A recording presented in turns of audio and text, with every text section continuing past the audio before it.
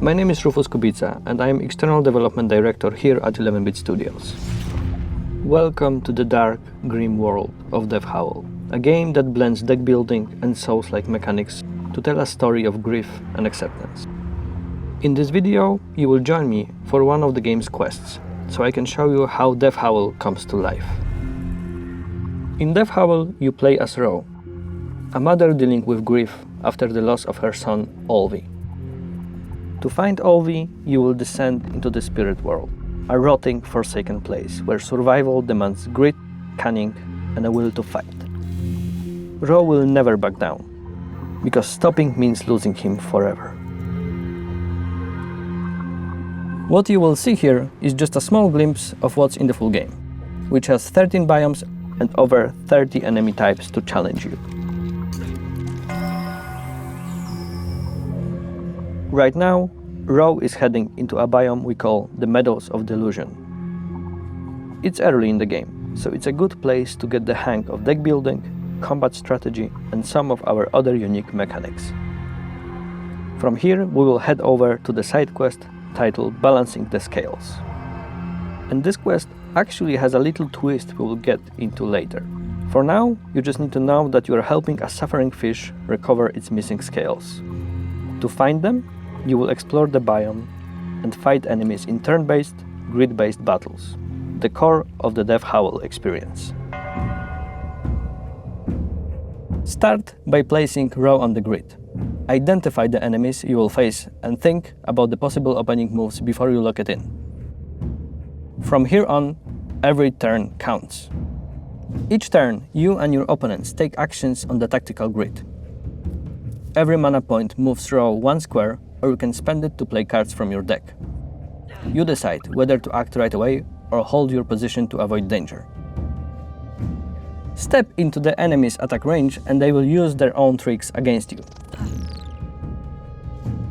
Gloomcrog, this frog-like creature, can lash out with its tongue and pull you in.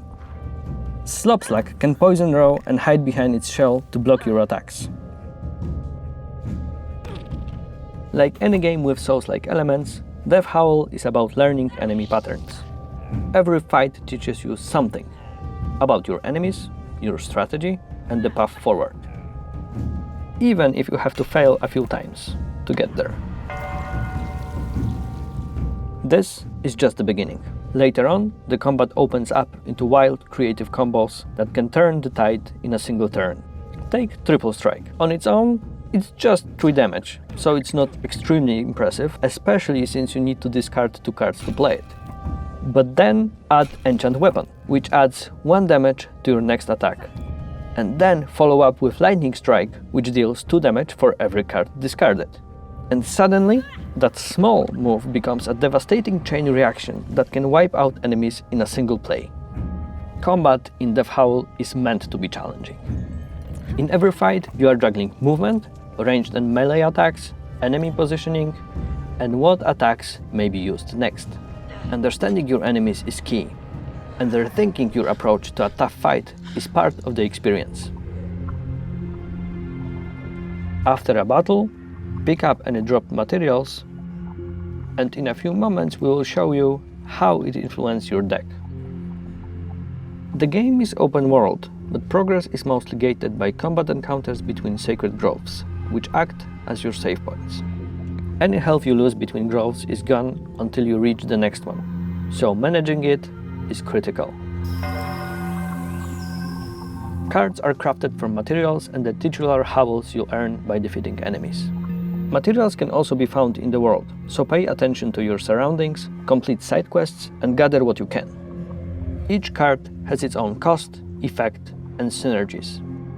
And because each biome offers its own craftable cards, not all of them will be as useful outside the place where you found them. This mysterious rock formation is one of the sacred groves, a place where you heal and can also trade the howls taken from fallen enemies for teardrops, an important resource that lets you learn new skills. One of those skills will come in handy very soon. It is called Overwhelmed. In combat, you will be able to unleash the skill, boosting the damage of all cards played on that turn.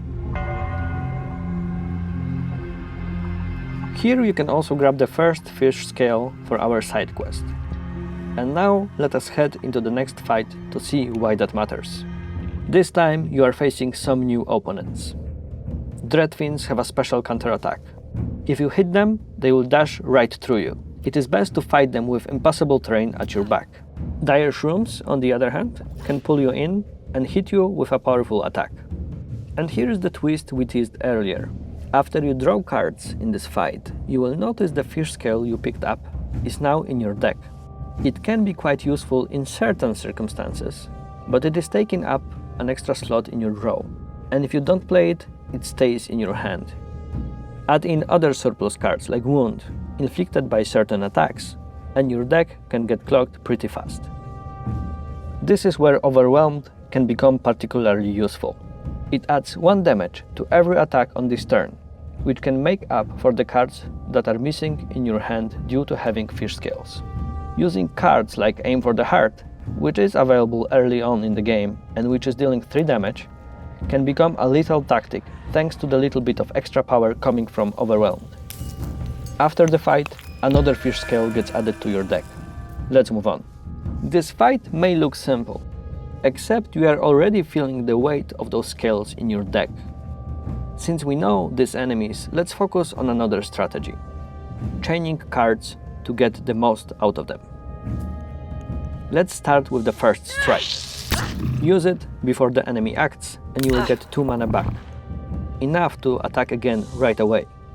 With the mana we got back, we can use Distraction to get close to the enemy and then Sharpen Weapon to make an even more powerful card combo. And finally, we use Furious Strike. It starts at 4 mana, but every card you play on this turn reduces its cost by 1. Play it at the end of the chain, when its cost has dropped, to hit hard with maximum impact for minimal cost. Now we head southwest, adding more scales to our pockets. Let us take a quick detour here. The world of Death Howl offers many points of interest like this, enriching the story or simply serving as a curious distraction along the way. Balancing the scales quest is almost done, so let's jump into the final encounter. You are up against an Elder Dreadfin, a regular Dreadfin, and a Gloomcroak. The Elder is fast and hits hard, so keep your distance and be very careful. The real highlight here is the fruit tree in the middle of the grid. If you open with Quick Strike on the Dreadfin, it will get knocked back 2 spaces into the tree. That not only increases the damage it takes, but also gives you a fruit card of your choice. These can poison an enemy, fill your mana, or give you more cards to play. Watch for terrain features like this. They can add another tactical layer to your fights. We will skip ahead to the end of the fight. The reward? The final fish scale. Time to return it to its owner. The fish finally has its scales back, and along with the hefty rewards, we have freed up some much needed space in our deck. Let's take a look at what we have earned. First, more precious teardrops. Since we already have Overwhelmed, we could upgrade it or explore other abilities Rogue can learn. Take Spirit Cards, an ability to acquire unique cards from the enemies you defeated, unlocking new strategies to further grow your deck. We've also picked up a Pearl Totem, which gives us a good chance to talk more about those powerful items. Totems give ongoing effects that can change how you approach combat, from boosting certain cards to altering your starting bonuses. The Pearl Totem allows you to discard a card during battle, and then it grants you block equal to its cost. As you gain experience, the number of totem slots increases. In Death Howl, your deck, skill tree and totems work together as a flexible ecosystem. Tweak one, and your whole strategy can shift. The Meadows of Delusion are just one step in Ro's spiritual journey.